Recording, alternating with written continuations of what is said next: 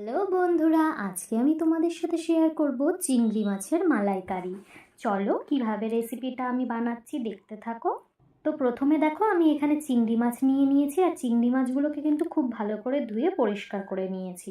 আর এরপর এর মধ্যে আমি দিয়ে দিচ্ছি হলুদ আর নুন, দিয়ে ভালো করে কিন্তু এটাকে মিশিয়ে একটুখানি মাখিয়ে রাখবো।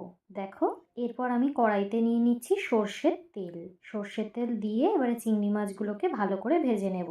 খুব বেশি ভাজবে না, বেশি ভাজলে কিন্তু চিংড়ি মাছটা থেকে স্বাদটাই চলে যাবে।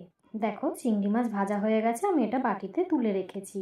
দেখো কড়াইতে কিন্তু অনেকটাই তেল ছিল, তার জন্য ওই তেলের মধ্যে আমি গোটা গরম মশলা ফোড়ন দিয়ে দিলাম। দিয়ে একটু ভালো করে নেড়ে ছেড়ে নেব যতক্ষণ না একটা ভালো গন্ধ ছাড়ছে।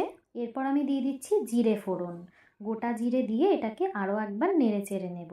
আর এখানে দেখো মিক্সচার গ্রাইন্ডারে আমি কাঁচা লঙ্কা, সর্ষে আর পোস্ত ভালো করে পেস্ট করে রেখেছিলাম। এই পেস্টটাই এখন আমি ওই গরম তেলের মধ্যে দিয়ে দেব। কড়াইতে দিয়ে এই মশলাটাকে বেশ ভালো করে কিছুক্ষণ ধরে কষাতে হবে যতক্ষণ না হালকা হালকা তেল ছেড়ে আসছে। দেখো অনেকটাই কিন্তু তেল ছেড়ে এসেছে। এরপর আমি এর মধ্যে দিয়ে দিচ্ছি হলুদ গুঁড়ো, হলুদটা দিয়ে ভালো করে মিশিয়ে নেব। কিছুক্ষণ ধরে কষাবো। মশলাটা কিন্তু বেশ একটু টেনে এসেছে।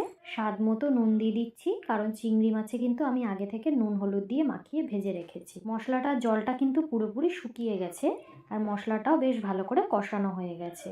এখানে দেখো আমি দুধ আগে থেকে গরম করে ফুটিয়ে রেখেছিলাম, এটা কিন্তু পুরোপুরি পিওর গরুর দুধ। এই গরুর দুধটা আমি এখানে দিয়ে দিচ্ছি। তোমরা চাইলে কিন্তু নারকেল কুড়িয়ে একটু গরম জল মিশিয়ে সেই নারকেলের দুধটাও দিতে পারো। দুধটা আমি যেই দিয়েছি দেখো বেশ ভালো করে ফুটে উঠেছে, মশলাটার সাথে বেশ ভালো করে মিশিয়ে নিয়েছি, আর দিয়ে দিলাম লঙ্কার গুঁড়ো। দুধটা কিন্তু ভালো করে মশলার সাথে মিশিয়ে আঁচটা একটুখানি মিডিয়াম ফ্লেমে রেখে ভালো করে এর সাথে কষাতে হবে। আর দুধটা বেশ কিন্তু ঘন হয়ে আসবে মশলা ভালো করে মিশে গেলে, মানে গ্রেভিটা খুব ভালোভাবে হয়ে গেছে। এরপর দিয়ে দিচ্ছি ভেজে রাখা চিংড়ি মাছগুলো। চিংড়ি মাছ দিয়ে কিন্তু বেশ ভালো করে নেড়ে চেড়ে নেবো আর ফুটতে দেবো। মশলাটা যেই ভালো করে মিশে গেছে, গ্রেভিটাও কিন্তু খুবই কমে এসেছে আর একেবারে মাখা মাখা হয়ে গেছে। দেখো এখানে পুরোপুরি কিন্তু গ্রেভিটা কমে এসেছে, আর একটুখানি আমি গরম মশলার গুঁড়ো ছড়িয়ে দিলাম। ভালো করে মিশিয়ে নেব, তাহলে কিন্তু আমাদের চিংড়ি মাছের মালাইকারি একদমই তৈরি। এই প্রসেসেই কিন্তু তোমরা গলদা চিংড়িকেও এইভাবেই চিংড়ি মাছের মালাইকারি বানাতে পারো। এটা তোমরা গরম ভাতে অবশ্যই খেতে পারো, বাড়িতে লোকজন আত্মীয় আসলে তাদেরকেও কিন্তু বানিয়ে পরিবেশন করতে পারো। আমাদের চিংড়ি মাছের মালাইকারি একদমই তৈরি, খেতে খুবই সুন্দর হয়েছিল। রেসিপিটা কেমন লাগলো কমেন্ট করে জানাতে ভুলো না। চ্যানেলটাকে সাবস্ক্রাইব করে ভিডিওটাকে লাইক করে দিও।